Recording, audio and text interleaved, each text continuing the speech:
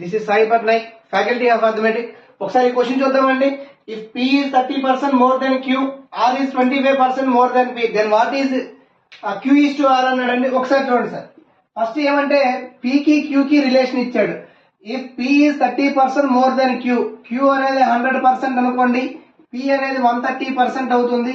0 0 cancel అయిపోతే 13:10 అండి. ఏ ratio? P is to Q ratio. Next ఏమి ఇచ్చాడండి? R is to R కి P కి రేషియో ఇచ్చాడు. R P, R is 25% more than P అన్నాడు.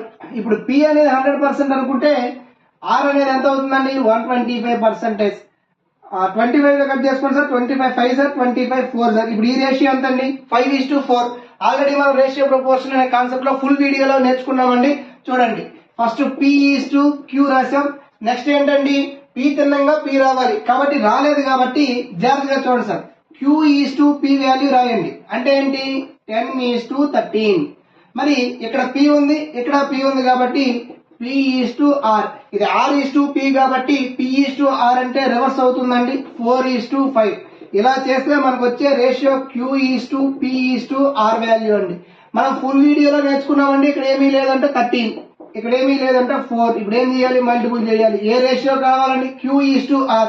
అంటే ఇది Q వాల్యూ, ఇది P వాల్యూ, ఇది R వాల్యూ. మనకి Q కి R కి కావాలి కాబట్టి 40:65. 13 5 65, 5 8 5 13. మీ ఆన్సర్ ఎంత అండి? 8:13 అనేది మీ ఆన్సర్.